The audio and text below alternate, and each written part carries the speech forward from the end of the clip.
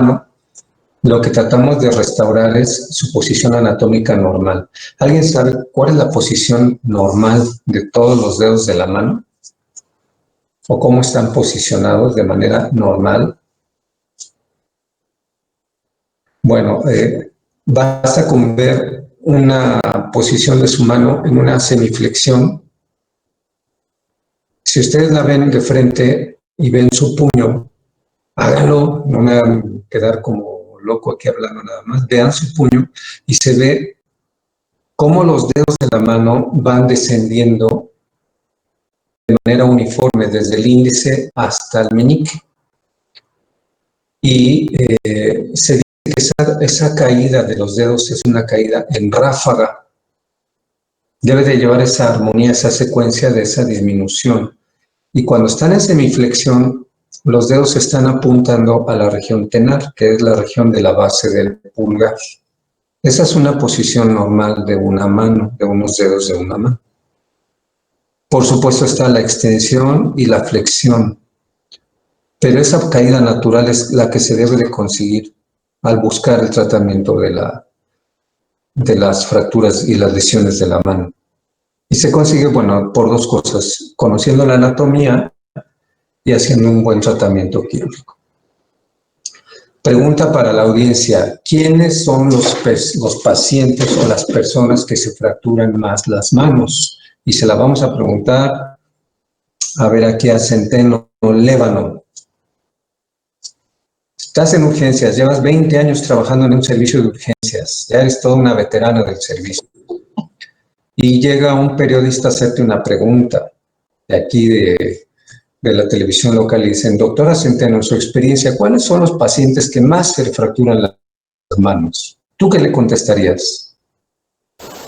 Pues los deportistas, a lo mejor los basquetbolistas o los boxeadores.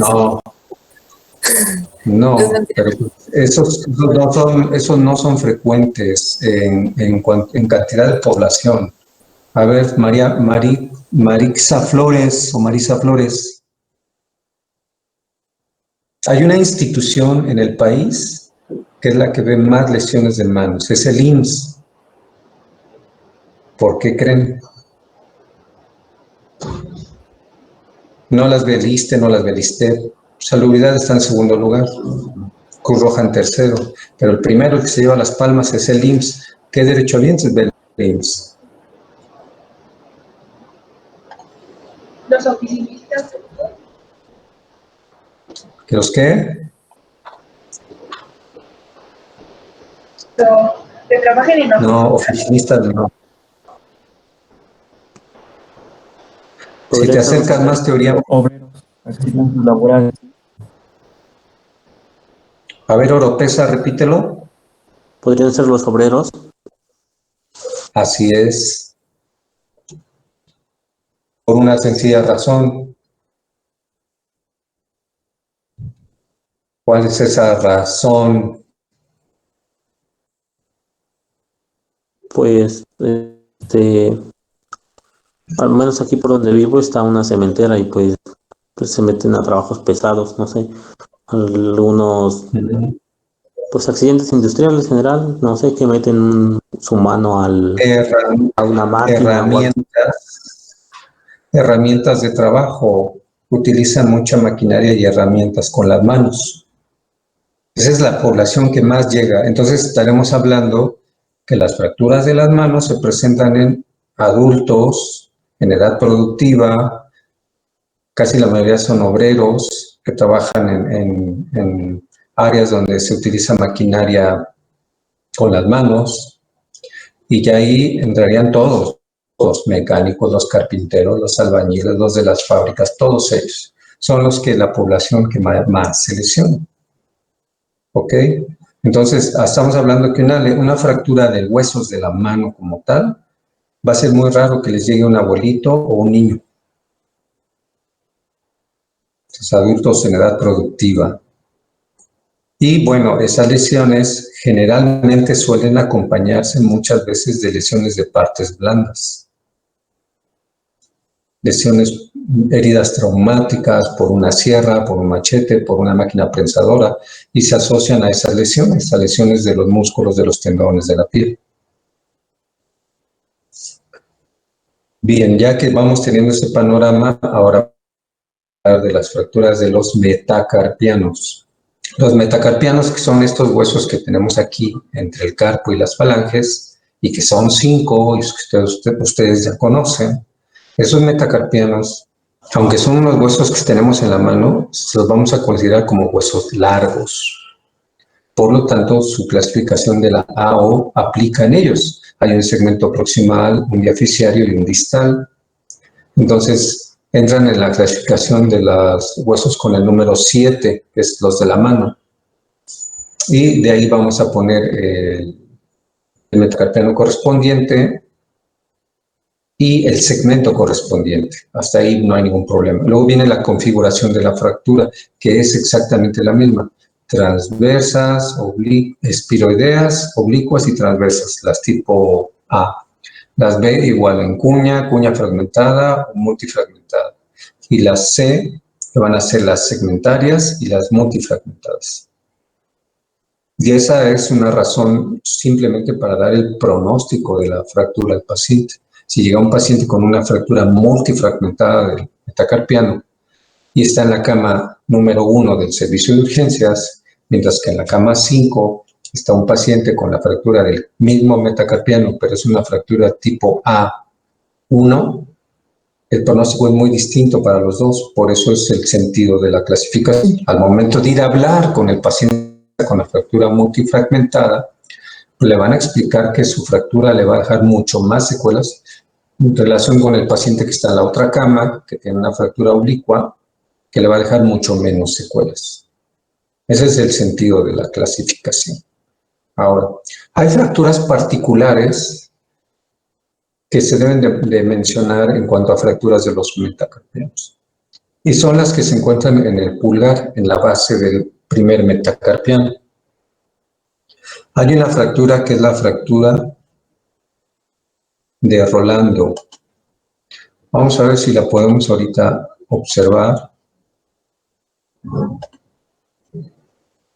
Permítame un momento.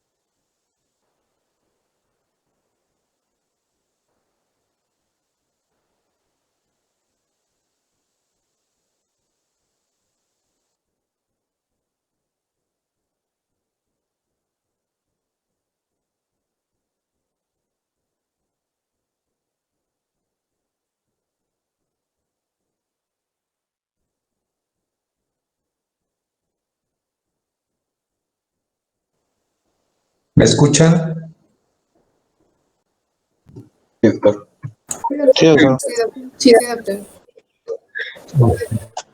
Es que me sacó tantito de la presentación.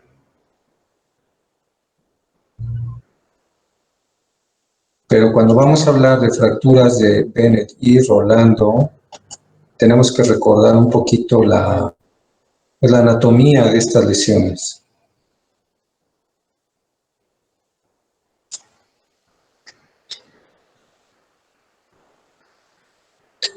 Si se ve ahí una imagen, me dicen.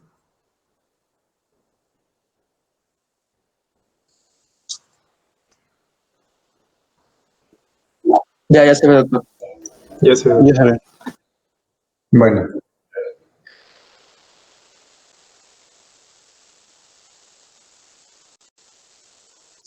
Lo que estamos observando es un esquema de un metacarpiano, del primer metacarpiano. El primer metacarpiano es el más corto, voluminoso en cuanto a su circunferencia, pero no en su longitud. Las fracturas de Bennett y de Rolando son fracturas intraarticulares de la base del primer metacarpiano, las dos.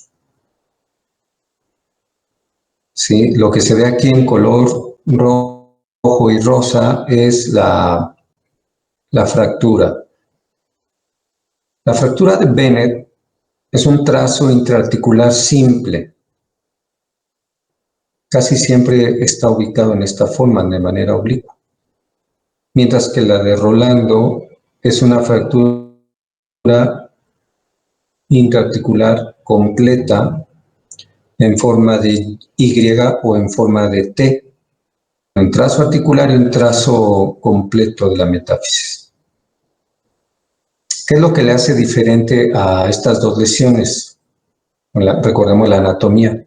En la base del pulgar se va a presentar la inserción de un músculo importante. ¿Alguien se acuerda? No. Bueno, en la base del pulgar va a llegar por esta parte lateral el músculo abductor largo del pulgar. Es un músculo que viene desde el antebrazo, de la cara posterior del cúbito, desciende y se va a insertar en la parte lateral de la base del pulgar. Al presentarse esta inserción, cuando este músculo hace su acción de contraerse, va a desplazar todo el pulgar hacia lateral. Entonces, lo único que se va a quedar dentro de la articulación es el fragmento que está separado. Por eso se dice que la fractura de Bennett es una fractura inestable. Cuando toman las radiografías, se observa cómo se desplaza esta parte con todo y el metacarpiano y todo y el pulgar incluido, se desplaza hacia lateral por acción del músculo abductor. Lo mismo sucede en la de Rolando. La fractura está más alta, es la articulación, la parte medial. Es la relevancia de esta fractura. Hay que saber hacer el diagnóstico. Se tiene que pedir radiografías en la mano. Pedimos la anteroposterior y una oblicua. No pedimos lateral, porque si pedimos lateral, ¿qué pasa? Pues se sobreponen todas las estructuras y no podemos distinguir entre un metacarpiano y otro. Se pide AP y lateral. Y ahí ya vamos a observar esa lesión. Casi siempre va a requerir de cirugía este tipo de fracturas de la base del primer metacarpiano, porque como son intraarticulares debemos de dejarlas anatómicas. Y dos, son inestables, debemos de darles estabilidad para que la fractura consolide. Y la estabilidad se logra o con tornillos muy pequeñitos o con unas agujas de Kirchner, que son unos clavitos delgaditos también, que se pueden poner de manera percutánea. Pero ese sería el manejo de esas fracturas. La otra es la fractura del quinto metacarpiano. El quinto metacarpiano se fractura generalmente a nivel del cuello o por debajo de la cabeza. Son fracturas subcapitales de la cabeza del quinto y son la que le conocen como fractura del boxeador. Cuando hay un mecanismo de impacto sobre el puño cerrado, se fractura la cabeza y se va en posición de flexión. Lo más común es que sea el quinto, pero puede ser también el cuarto metacarpiano. Esa puede manejarse de manera conservadora con un guante de yeso, haciendo la maniobra de reducción. Hay que extender el la cabeza y movilizarla. Muchas veces cuesta trabajo, por eso a veces hay que colocar un clavo percutáneo para reducirla y fijarla en esa posición, la fractura del boxeador. Las demás fracturas de los metacarpianos, las fracturas diaficiarias, cuando se tratan de manera quirúrgica, lo más usual es que en los servicios de urgencias se cuente lo que tienen en todos lados y que está a disposición de todo el mundo, son las agujas de Kirchner. Entonces se colocan dentro de la carpiana, en los dos segmentos de la fractura, se colocan de manera percutánea y eso va a darle estabilidad a esa fractura. Durante el tiempo que tarda la consolidación, después ya en consulta se retira el clavito y ya no hay ningún problema. Si se cuenta con un equipo de osteosíntesis especial para mano, bueno, entonces se colocará aquí en el dorso una mini placa con unos mini tornillos para estabilizar las fracturas diaficiales. Ese es el manejo quirúrgico. Cuando es una fractura de una parte de los metacarpianos, segundo, tercero, cuarto, quinto, es una fractura única, no desplazada, se puede manejar con una inmovilización, un guante de yeso, en la posición anatómica es un poco de flexión dorsal de la muñeca, la interfalángica y la metacarpofalángica en una flexión entre 30 y 90 grados. Lo que hablábamos el otro día, posición anatómica, como si el paciente sujetara un vaso, así se coloca la inmovilización en esta posición de la mano. ¿Dudas, preguntas hasta aquí?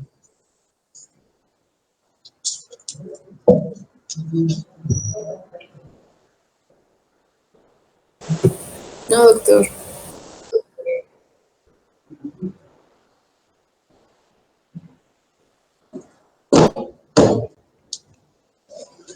Ok. En cuanto a las fracturas de las falanges como tal, de los huesos de los dedos propiamente de las falanges, se van a clasificar de manera similar porque siguen siendo huesos largos, aunque están cortitos o pequeños, son huesos largos.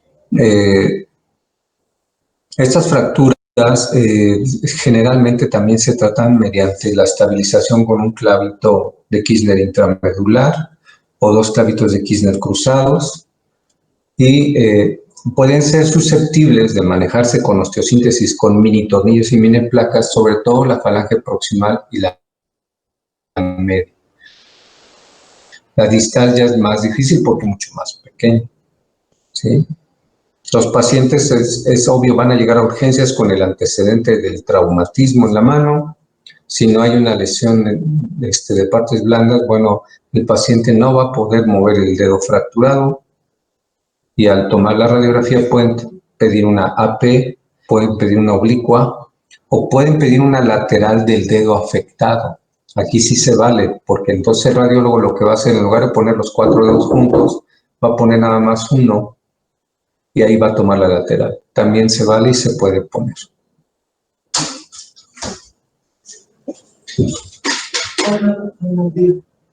Buen día.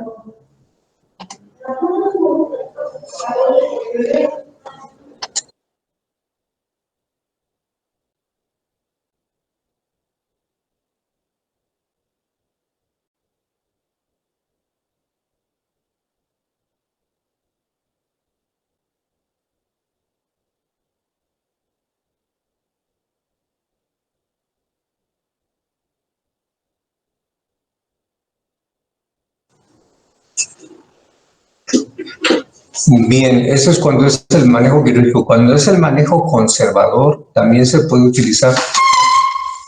No sé si han visto, hay unas férulas que son de aluminio, que se colocan en los dedos.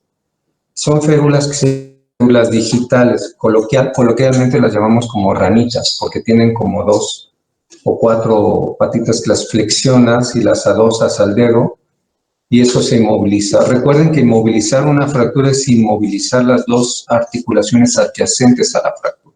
Entonces, vamos a suponer que es la falange media, tenemos que inmovilizar la interfalángica proximal y la interfalángica distal, y esas ferulitas sí nos lo permiten. Es muy práctico, es más fácil hacer eso. Si no lo tienen, si no está a la mano, entonces le pueden colocar hasta una batelenguas de manera provisional o pueden hacer una ferulita de yeso y eso también da buenos resultados. ¿Ok? ¿Dudas, preguntas?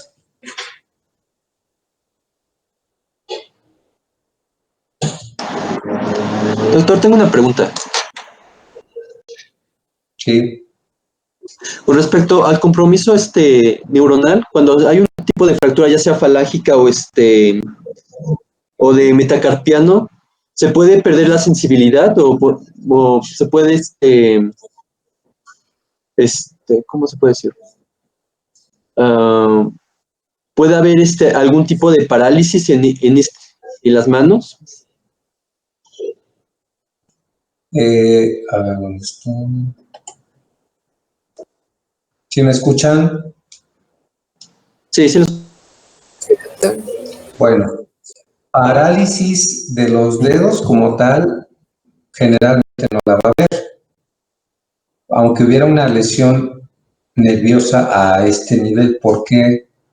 Parte de la anatomía, ¿de dónde vienen los músculos que mueven los dedos? Del antebrazo. Como vienen del antebrazo, la acción de la contracción de estos músculos va a hacer que los dedos se contraigan, tanto el flexor superficial como el profundo y así como el extensor. Entonces, lesiones de la mano sí te van a afectar los músculos, los nervios y afectan los músculos intrínsecos de la mano. Va a estar disminuida la fuerza. Los músculos intrínsecos de la mano que mueven los dedos, ¿cuáles son?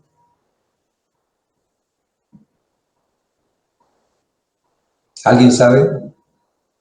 Les vamos a decir que les vamos a dar un punto al que conteste. ¿Cuáles son músculos intrínsecos de la mano que mueven los dedos?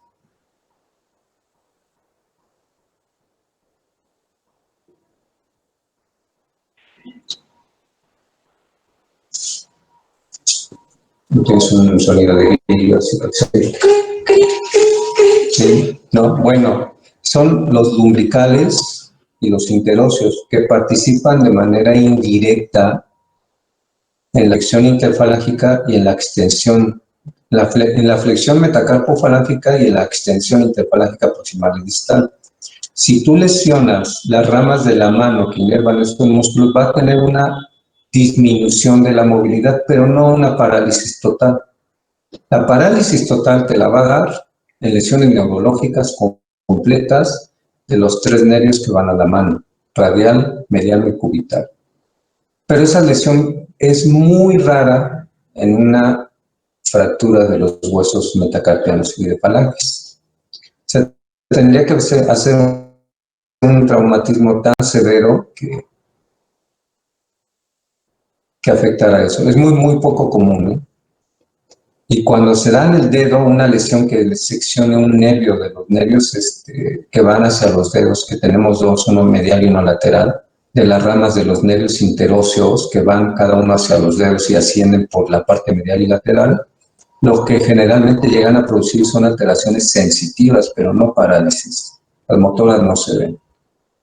Si llega a haber lesión motora cuando hay lesión tendinosa, ahí sí.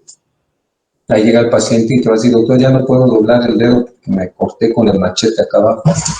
Pues sí, se llevó el flexor ya normal. Pero ese es otro tema. Vamos a hablar después de lesiones tendinosas de la mano. Ahorita son fracturas. Y las fracturas, como tal, en la mano se pueden manejar de esas. Un molde de yeso, un guante, o con tratamiento quirúrgico clavos percutáneos o mini placas.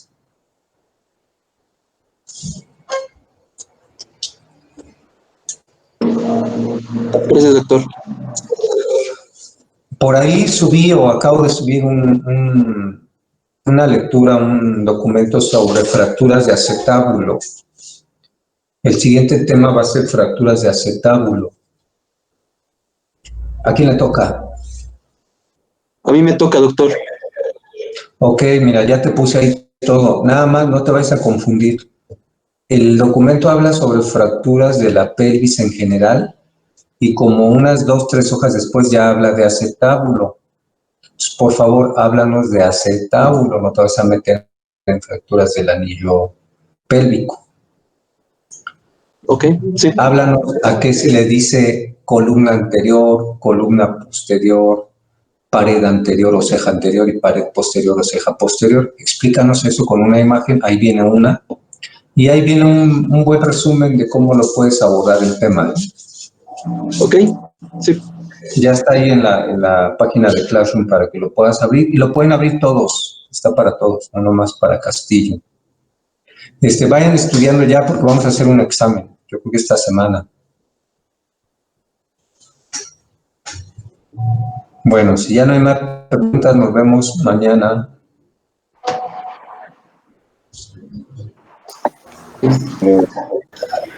Sí, Gracias, doctor. doctor. Sí, doctor, gracias. Gracias, doctor.